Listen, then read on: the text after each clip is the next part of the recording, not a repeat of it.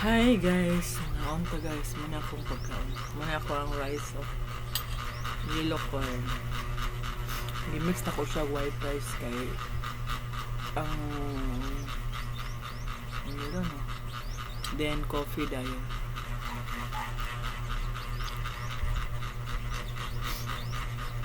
Kaon ta, nito ta.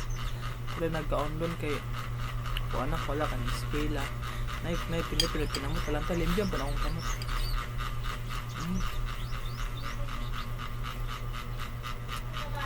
Lami ang rice ko. Ay mas na ilasa.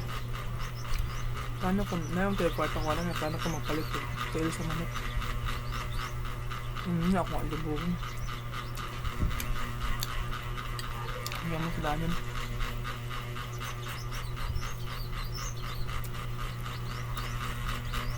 Ba't lang po ba ni Kwek?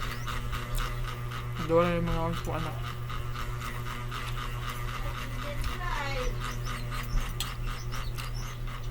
Minsan, saba kayo kuan silingpan.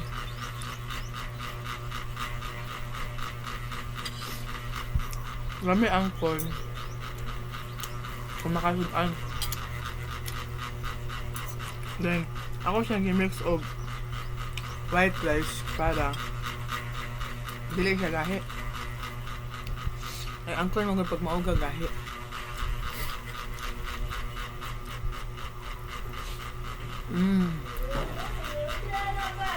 Ano ako hindi ka mag-ayos ka.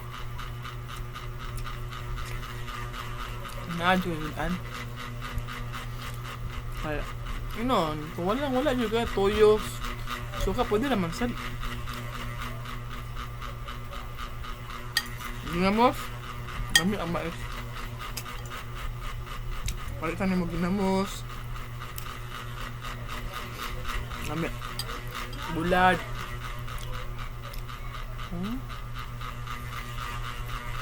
Ako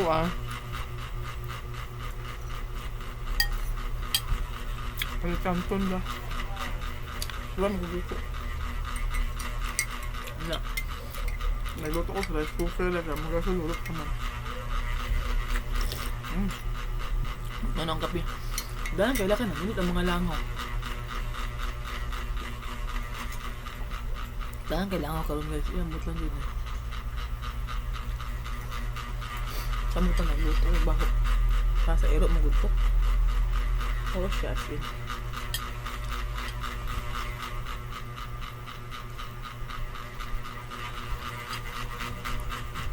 Ako alam patuntahan. Sunod. Pero apple na sa mo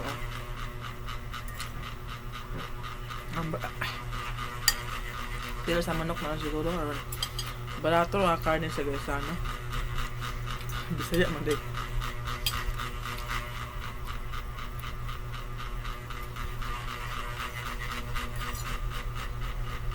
Nabanta mag-live po. Kaya mo ko cellphone gala kung sa paggamus ko anak.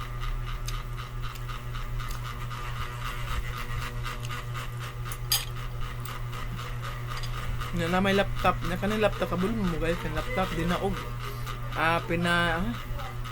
nanalo kami sa Misa Suertes 13,000. Ito yung binili namin. So, yung laptop ang gamitin ko pa-upload ko sa video ko. Para may upload ako ngayon. Tsaka yung phone ko dinala ng anak ko. Kami lang ako. Sarap. Balikan ko yung maya guys ha.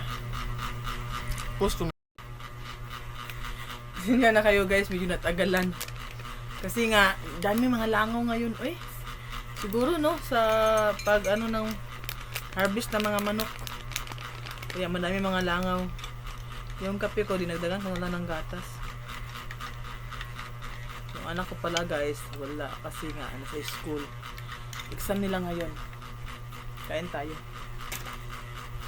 Maganda ang kuha ng kamera na to.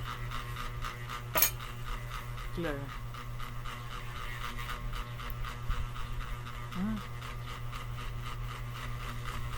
medyo malamig na siya. So guys, tapos na akong kumain. Pinagpakita ko lang sa inyo kung ano yung yellow corn sa mga sa bundok. Sila lang siguro ang nakakaalam tungkol sa yellow corn. Fairness, masarap na at mura pa. Depende lang yan sa lasa natin. At saka ano pa, sustansya pa sa katawan natin guys.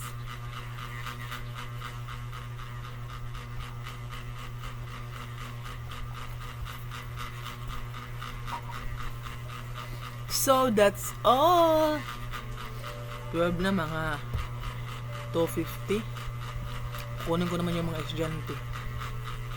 So pupost ko muna to. And then mag-rest konti.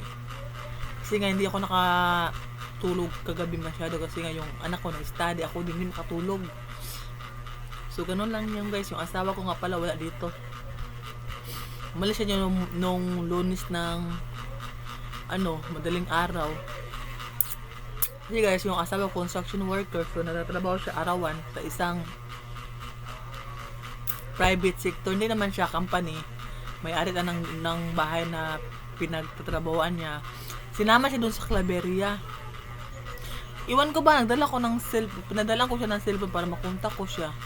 Kaya lang guys, hindi siya unattended or out of coverage area. So, yung lugar na napunta niya doon, walang signal. So, alams na. Iyan, sa Sunday pa yun siya uuwi. Wala kaming contact 1 week. So, yun lang. Pati yung magagawa. Depende na yan sa kanya kung magtinoo siya. Kung magloko siya doon, magloko. Yan, natatanda namin. Pero iwan, hindi natin kasi alam yung takbo ng, takbo ng panahon. So, depende sa kanya. Ihanap ng iba. Yun lang, ganun nakasimple. Wala natin, i-struggle pa ang buhay natin. Kasi nga, kahit anong gawin natin, kung naka-struggle na yung line up ng buhay mo, ganun na talaga. So, just enjoy your life. Enjoy the araw mo. Yun lang guys. Thank you for watching guys. Sana madami pa manunood sa mga videos ko guys para makapagsahod na ako. Kasi hanggang ngayon, wala pa akong sahod. But okay lang, laban lang tayo, no? Naka-upload ko dito sa YouTube. Ano lang siya, pang memories. Pero mas maganda yung kung may sahod. So, that's all for today's video guys. Thank you for watching. Bye!